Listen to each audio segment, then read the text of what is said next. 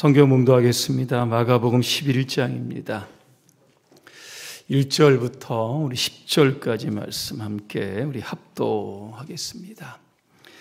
그들이 예루살렘에 가까이 와서 감람산 벳바게와 베다니에 이르렀을 때에 예수께서 제자 중 둘을 보내시며 이르시되 너희는 맞은편 마을로 가라. 그리로 들어가면 곧 아직 아무도 타보지 않은 나귀 새끼가 매여 있는 것을 보리니 풀어 끌고 오라. 만일 누가 너희에게 왜 이렇게 하느냐 묻거든 주가 쓰시겠다 하라. 그리하면 즉시 이리로 보내리라 하시니 제자들이 가서 본즉 나귀 새끼가 문 앞 거리에 매여 있는지라. 그것을 보니 거기 서 있는 사람 중 어떤 이들이 이르되 나귀 새끼를 풀어 무엇하려느냐 하며 제자들이 예수께서 이르신 대로 말한대 이에 허락하는지라. 나귀 새끼를 예수께로 끌고 와서 자기들의 겉옷을 그 위에 얹어 놓으며 예수께서 타시니 많은 사람들은 자기들의 겉옷을 또 다른 이들은 들에서 벤 나뭇가지를 길에 펴며 앞에서 가고 뒤에서 따르는 자들이 소리 지르되 호산나 찬송하리로다. 주의 이름으로 오시는 이여 찬송하리로다. 오는 우리 조상 다윗의 나라여 가장 높은 곳에서 호산나 하더라. 아멘. 오늘 종려주일의 의미라고 하는 주제로 말씀을 드리겠습니다. 할렐루야. 아멘. 몇 분과 인사하겠습니다. 고난의 주님을 따라갑시다. 오늘은 종려주일입니다. 예수님께서 십자가의 죽음을 위해서 예루살렘에 입성하신 날입니다. 그때 사람들이 종려나무를 가지고 흔들었다. 그래서 종려주일이라고 부릅니다. 오늘부터 고난주간 일주일 동안 시작이 됩니다. 우리 교회도 내일부터 토요일까지 오전 6시에 무엇을 합니까? 뭘 하죠? 모르시는 분이 대부분이신 것 같아요. 특별 새벽 기도해야 합니다. 특별 새벽 기도의 주제가 뭐죠? 주보에 있습니다. 주보도 안 보시고 고난의 주님을 따라갑시다. 우리가 함께 인사했던 그런 말씀입니다.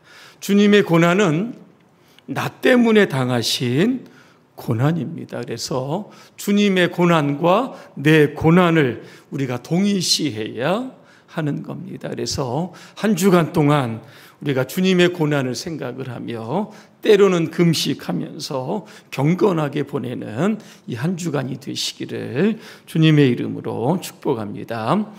한 노총각이 있었습니다. 결혼하기 위해서 인터넷 중매 사이트에 다음과 같이 배우자 조건을 올렸습니다. 첫째로 키가 커야 한다.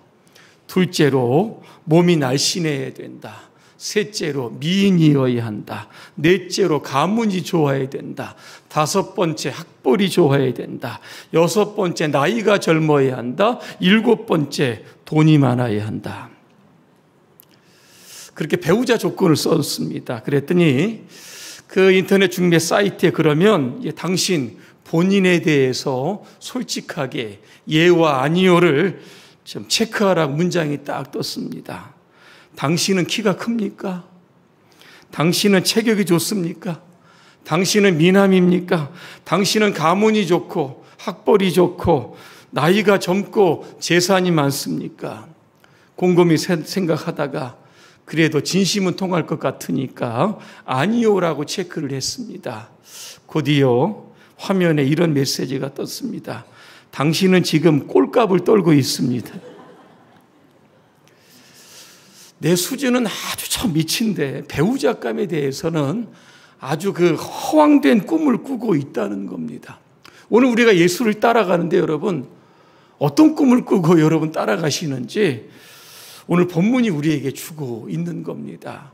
군중들도 그렇고 예수님의 제자들도 지금 저와 여러분들도 지금 어떠한 마음을 품고 어떠한 꿈을 가지고 예수님을 따라가는지 한번 생각해 보아야 합니다. 오늘 본문은 유월절을 배경으로 합니다. 세례 요한이 예수님을 향해서 뭐라고 이야기합니까? 보라, 세상 죄를 지고 가는 하나님의 어린 양이다 그랬습니다.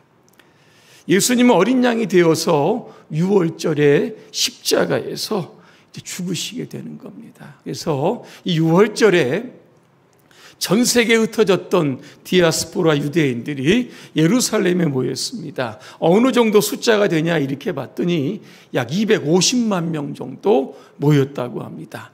아마 발 디딜 틈도 없이 수많은 사람들이 모였을 겁니다. 여러분, 유월절은 어떤 절기입니까? 이 월절은 말 그대로 넘어가다, 패스오버라고 하는 뜻이 담겨져 있는 겁니다. 지나가다, 뛰어넘는다라고 하는 겁니다.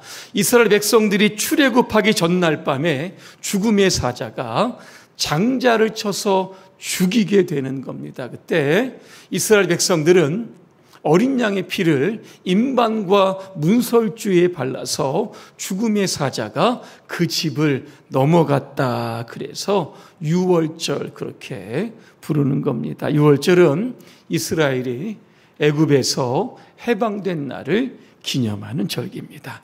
자, 지금 전 세계에서 수많은 사람들이 예루살렘에 모였습니다. 자, 유월절을 지키기 위해 모였는데 그들의 생각이 무엇입니까? 자신의 조상들을 애굽의 노예에서 해방시켰던 그 하나님의 역사를 생각하는 겁니다. 그러면서 예수님께서 유월절에 예루살렘에 입성하셔서 우리들의 바램, 이제 로마의 식민지에서 우리를 해방시켜 주실 것이라고 하는 큰 기대를 가지고 이렇게 수많은 인파가 지금 예루살렘에 모이는 겁니다. 예루살렘에 이제 예수님께서 들어가시기 전에 오늘 베단이라고 하는 마을에 도착을 합니다. 죽은 나사로와 마리아가 살고 있는 겁니다. 예수님 보기 위해서 아마 수많은 사람들이 몰려들었을 겁니다. 그때 예수님은 2명의 제자를 부르십니다. 맞은편 마을로 가서 나귀 새끼를 끌고 와라 그랬습니다. 제자들이 이렇게 끌고 옵니다. 그 다음에 제자들이 했던 행동에 여러분 주목하시길 바랍니다. 자기들의 겉옷을 나귀의 안장에 얹었다 그랬습니다. 어떤 의미를 가지고 이런 일을 했을까 보니까 구약에 보니까 그 예후라고 하는 사람이 왕이 될 때 백성들이 그렇게 했던 겁니다. 그래서 야, 예수님 이제 이스라엘의 왕이 되시는구나. 우리가 주님께 해드릴 것 우리의 겉옷을 벗어서 예수님의 그 안장 위에 깔아드리자 그랬던 겁니다. 자, 예수님을 따라갔던 무리들도 여러분 어떻게 했습니까? 자기들의 겉옷을 길에 폈다 그랬습니다. 어떤 사람들은 종려나무 가지를 들고 흔들기도 했고 길에 깔았다 그랬습니다. 종려나무는 승리와 기쁨을 상징하는 겁니다. 고대 전쟁에서 이기고 돌아오는 왕에게 백성들이 이 종려나무 가지를 들고 환호했다고 하는 겁니다. 여러분, 군중들이 예수님 앞서서 가기도 하고 뒤에서 가기도 하며 이렇게 소리를 질렀습니다. 9절과 10절에 보니까 호산나 찬송하리로다 주의 이름으로 오시는 이여. 10절에도 보면 가장 높은 곳에서 호산나 그랬습니다. 아마 예루살렘 입성하실 때 수많은 사람들이 호산나 호산나 그렇게 외쳤을 겁니다. 호산나가 무슨 뜻일까 이렇게 보니까 구원하다라고 하는 야샤라고 하는 히브리어 단어와 안나라고 하는 이게 간청하다라고 하는 뜻이 결합된 단어입니다. 그러니까 호산나는 무슨 뜻이냐? 구원해 주시기를 간청합니다. 어떤 번역서에는 지금 우리를 구원해 주시옵소서 이렇게 번역한 것도 있습니다. 자, 그러면 오늘 백성들이 예수님께 외쳤던 호산나, 이 구원의 외침은 도대체 어떤 외침이었을까라고 하는 겁니다. 그들의 외침은 이겁니다. 죄와 사망에서 구원의 목적이 아닙니다. 그들은 로마의 식민지로 있으면서 얼마나 가난하고 여러분 배고프겠습니까? 가난과 배고픔에서 벗어나는, 그죠? 그러한 목적을 가지고 오늘 예수님을 따랐던 겁니다. 이 군중들은 아마 예수님의 오병이어의 기적을 보았을 겁니다. 보리떡 5개, 물고기 2마리로 장정 5,000명 먹이고 12광줄이 남았습니다. 이 정도 되면 백성의 굶주림 해결할 거다. 그래서 구원을 외쳤던 겁니다. 또 하나는 로마 식민지에서 우리를 해방시켜 주십시오. 구원해 주십시오. 과거 이스라엘이 애굽에서 해방되었던 것처럼 우리도 로마에서 해방시켜 주십시오. 이런 구원의 목적을 가지고 지금 백성들이 호산나를 여러분 외쳤던 겁니다. 백성들은 지금 영적인 문제, 죄나 죽음, 사망 이런 문제보다 현실적인 문제, 이 문제를 가지고 지금 예수님께 구원을 외쳤던 겁니다. 그러면 예수님과 함께 있었던 12 제자들은 여러분 어땠습니까? 3년 동안 예수님과 동고동락을 합니다. 예수님이 이 땅에 오신 목적 충분히 말씀하셨습니다. 예루살렘으로 오실 때 제자들 향해서 말씀합니다. 나는 십자가에서 죽는다. 분명하게 말씀하십니다. 근데 제자들은 예수님의 생각과 다른 생각을 가지고 있었던 겁니다. 그러면서 제자들 사이에 큰 다툼이 있었다. 예수님이 이스라엘의 왕이 되시면 누가 좌우편에 앉을 것인가? 이런 일로 인하여 서로가 싸우게 되었다라고 하는 겁니다. 그 중에 특별히 야고보와 요한이 있습니다. 아마 이런 세상적인 지위, 높은 지위에 대한 대단한 관심을 가졌던 사람입니다. 주님이 이 2 제자를 향해서 물으시는 겁니다. 너네들 내가 마시는 잔 마실 수 있느냐? 내가 받는 세례를 받을 수 있느냐 물었더니 그들이 할 수 있다는 겁니다. 여기서 잔과 세례는 뭡니까? 십자가의 고난과 죽음을 뜻하는 겁니다. 이런 의미도 알지 못한 채 무조건 높은 자리만 차지하기 위해서 할 수 있다고 외쳤던 이 2명의 제자들, 예수님 그 제자를 향해서 말씀하십니다. 누구든지 크고자 하는 자는 너희를 섬기는 자가 되라 그랬습니다. 너희 중에 으뜸이 되고자 하는 자는 너희를 섬기는 종이 되라고 말씀합니다. 내가 이 땅에 온 것은 섬김을 받으려 함이 아니라 내 목숨을 많은 사람들의 대속물로 주려 함이다. 그렇게 말씀합니다. 제자의 길은 십자가의 길입니다. 세상에서 부귀 영화를 누리는 길이 아닙니다. 큰 자가 되는 것도 아니고 으뜸이 되는 것도 아닙니다. 내 생명을 버리는 길이 바로 주님을 따라가는 종의 길이다라고 하는 겁니다. 여러분, 호산나를 외쳤던 군중들은 여러분 나중에 어떻게 됩니까? 정확하게 5일 뒤입니다. 예수님께서 빌라도의 법정에서 재판을 받으실 때 이 군중들이 외칩니다. 뭐라고 외칩니까? 강도였던 바라바를 석방을 하고 예수를 십자가에 못 박으라고 여러분 외쳤던 겁니다. 어떻게 이렇게 될 수 있을까? 여러분, 예수님의 제자들도 여러분 마찬가지입니다. 예수님 체포되었을 때 제자들 여러분 어떻게 했습니까? 다 도망갔다 그랬습니다. 자기들의 원하는 바를 만족시키지 못하고 무기력하게 체포를 당하시니까 더 이상 주님을 따라가야 할 이유와 목적이 사라진 겁니다. 그러면서 다 도망가서 숨어버렸던 겁니다. 여러분, 군중과 제자들이 예수님을 따랐던 목적이 여러분 어디에 있습니까? 배고픔 해결합니다. 당장의 내 어려움을 해결하고 내 문제를 해결하고 이 일 때문에 예수님을 여러분 따라갔던 겁니다. 그런데 그게 만족되지 못하자 결국 예수님 제자들도 그렇고 군중들은 예수님을 십자가에 못 박으라고 외치게 되었던 겁니다. 우리가 신앙생활하면서 우리가 주의해야 할 것이 있습니다. 하나님은 지금도 우리에게 엄청난 복을 주셨는데 여러분 기도할 때마다 뭐라고 기도하십니까? 이것도 달라고 그러고 저것도 달라고 그러고 막달라 마리아처럼 막 달라고 여러분 기도하지 않습니까? 여러분, 이제는 우리가 드려야 합니다. 우리의 생명을 구원하셨는데 이제는 내가 무엇을 위해서 주님을 위해 드릴 수 있을까? 이거 정도 우리가 조금 고민할 수 있다라고 하면 우리가 진정한 주님의 제자로서 여러분 살아갈 수 있게 되는 겁니다. 이런 군중과 제자와는 또 다른 사람이 나옵니다. 누굽니까? 오늘 나귀 주인입니다. 이 사람의 이름이 성경에 기록되지 않습니다. 그러면 이 나귀의 주인은 왜 예수님께 자기가 가지고 있던 소유물 아닙니까? 귀한 겁니다. 비싼 겁니다. 왜 이것을 주님께 드렸을까라고 하는 겁니다. 이렇게 생각을 좀 해보니까 이 나귀 주인은 예수님께서 나귀 새끼를 타고 예루살렘에 입성하실 것을 알았던 것 같습니다. 마태복음 21장 5절입니다. 시온 딸에게 이르기를 내 왕이 내게 임하나니 그는 겸손하여 나귀 곧 멍에 매는 짐승의 새끼를 탔도다 하라 하였느니라 그랬습니다. 여러분 마태복음 이 말씀이 여러분 구약에서 500년 전에 여러분 스가랴가 예언했던 겁니다. 스가랴 9장 9절에 보니까 똑같은 말씀이 나옵니다.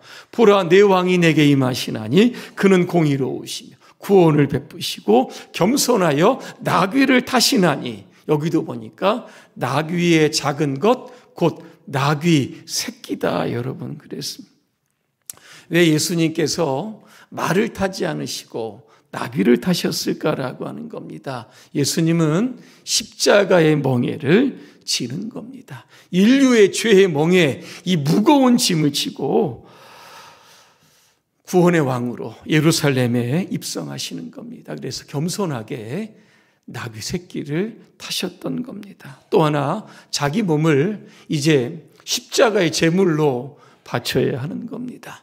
인간과 하나님 사이에 이제 분리되어 있었던 죄로 인해서 막혔던 그 담장을 다 허물고 그 간격을 이제 좁히기 위해서 십자가의 제물이 되시기 위해서 좀 예수님은 나귀를 타셨던 겁니다. 나귀 주인은 아마 그것을 예측했던 것 같습니다. 그래서 나귀 새끼를 드렸던 겁니다. 그래서 500년 전에 오늘 스가랴가 예언했던 그 예언을 성취했던 장본인이 될 수 있었다라고 하는 겁니다. 오늘 본문을 준비하면서 도대체 이 나귀 새끼가 의미하는 것이 무엇일까라고 한번 좀 생각해 보았습니다. 한 번도 사람을 태우지 않았다 이렇게 되어 있는데 아마 좀 순수하고 깨끗한 사람이 아닐까 이런 생각을 해보게 됩니다. 우리가 예수 믿고 하나님의 백성 된 이후에 우리가 참 성도로서 거룩하게 살아가겠다 그렇게 결심을 합니다. 그런데 세상에 나가면 뭐가 묻습니까? 자꾸 때가 묻는 겁니다. 죄의 때도 묻고 원망, 불평, 미움과 분노의 때가 자꾸 이렇게 묻어나는 것. 때 묻은 모습으로는 우리가 주님께 쓰임받을 수 없다는 겁니다. 여러분 디모데후서 2장 20절과 21절에 보니까 이런 말씀이 있습니다. 큰 집에는 금그릇이 있고 은그릇이 있고 나무그릇도 있고 질그릇도 있다고 그랬습니다. 어떤 거는 귀하게 쓰이고 어떤 거는 천하게 쓰인다 그랬습니다. 그런데 주인이 귀하게 쓰이는 그릇이 어떤 그릇인가 이렇게 봤더니 자신을 깨끗하게 하는 성결한 그릇을 주인이 쓰신다 그렇게 되어 있습니다. 우리가 주님이 쓰시는 그러한 깨끗한 그릇이 되기 위해서 우리는 세상과 구별되어 살아야 되는 겁니다. 적당히 그냥 타협하고 죄짓고 거짓말하고 이렇게 살다 보면 우리가 주님께서 내가 널 좀 쓰려고 하는데 이렇게 이야기하실 때 우리는 부끄러워서 주님 앞에 우리 자신을 내놓을 수 없는 겁니다. 여러분 인사청문회 제도 여러분 아실 겁니다. 고위공직자 이거 되려면 청문회에서 검증을 다 거쳐야 됩니다. 그런데 이 청문위원들 대단합니다. 그죠? 최고부터 수년 전, 수십 년 전까지 그 청문 받는 사람들, 대상자들, 그죠? 하여튼 별의별 이야기들을 다 끌고 나옵니다. 이거 받기 전까지는 굉장히 존경을 받았는데 청문회 한번 거치고 나면은 그냥 몹쓸 사람이 되어버리는 그런 것을 우리가 보게 되는 겁니다. 여러분 윌리엄 보든이라고 하는 사람이 있습니다. 이분이 억만장자의 아들로 태어납니다. 어느 아버지가 또 세계 일주를 한번 해보고 와라 그랬습니다. 세계 일주를 하는데 가난하고 힘든 사람들이 너무나 많은 겁니다. 그러면서 그는 결단합니다. 이제 내가 내 삶을 하나님의 영광을 위해서 바치겠습니다. 아버지가 돌아가시면서 억만장자니까 이 재산을 상속받았습니다. 그때 윌리엄 보던이 이렇게 이야기를 합니다. 내가 이 재산을 하나님의 영광을 위해 다 바치고 내가 선교사로 헌신하겠다. 그러면서 이슬람권 선교를 위해서 이집트로 들어가서 언어를 배우다가 그만 척수막염에 걸려서 고열에 시달리다가 결국은 한 달 만에 세상을 떠났는데 그의 나이가 25살이었다고 합니다. 뭔가 순수하고 때묻지 않는 마음으로 선교를 하려고 했는데 하나님께서 그를 데려가신 겁니다. 그의 성경에 보니까 뒤에 이렇게 3글자가 있었다고 합니다. 남김없이, 후퇴 없이, 후회 없이. 내가 주님을 위해서 내 모든 것을 남김없이 다 바칩니다. 내가 뒤로 물러가지 않겠습니다. 내가 내 삶에 절대 주님을 섬기는 삶을 후회하지 않겠다는 겁니다. 그가 메모해 놓던 내용들이 많이 있는데 이런 내용이 있었다고 합니다. 언제나 자신에게는 노라고 말하고 예수님에 대해서는 예스라고 말하십시오. 주 예수님, 저는 제 삶에서 손을 떼겠습니다. 주님께 제 마음의 보좌를 드립니다. 주님 뜻대로 저를 변화시키시고 깨끗하게 하시고 사용하여 주시옵소서 그랬습니다. 윌리엄 보던의 죽음을 통해서 전 세계 수많은 젊은이들이 선교에 헌신하겠다고 여러분 했다고 합니다. 여러분 결론입니다. 오늘 주님은 저와 여러분에게 이렇게 물으시는 겁니다. 너 그 나귀 주인처럼 예수님께 이루고자 하시는 바를 위해 주님이 원하실 때 너 자신을 기꺼이 내어 드릴 수 있느냐 물어보십니다. 너 혹시 제자들과 군중들처럼 내 꿈과 소원을 이루기 위해서 나를 믿고 있는 것이 아니냐? 당장에 너의 필요를 채워줄 나를 기대하면서 혹시 신앙생활하는 것은 아니냐? 반드시 기억해야 한다. 내가 너를 위해서 십자가에서 죽었다라고 하는 사실을 잊지 말아라 그랬습니다. 주님이 이 땅에 오신 것은 죄의 문제입니다. 나머지 부차적인 것은 우리가 주님의 일을 하면 다 그냥 보너스로 여러분 주시는 겁니다. 마지막으로 마태복음 7장 13절과 14절의 말씀을 읽어드립니다. 좁은 문으로 들어가라. 멸망으로 이끄는 문은 넓고 그 길이 널쩍하여서 그리로 들어가는 사람이 많다. 생명으로 이끄는 문은 너무나 좁고 그 길이 비좁아서 그것을 찾는 사람이 적다 그랬습니다. 지금도 수많은 사람들, 인류의 한 30억의 사람들이 여러분 예수님 믿습니다. 그런데 어디로 갑니까? 넓은 길로 갑니다. 왜? 그 길에는 예수님께서 내 만족, 내 이유, 내 바람 이런 것들을 다 이루어 주실 것이라고 하는 허황된 꿈을 꾸고 여러분 가고 있는 겁니다. 하지만 우리는 생명의 길을 가야 합니다. 좁은 길을 가야 합니다. 가는 사람이 비록 적다라고 할지라도 우리가 그 길을 가면 그 길의 끝에서 우리가 부활의 주님을 만나게 될 줄로 믿습니다. 이 한 주간 여러분 나귀 새끼가 한번 되어보시기를 바랍니다.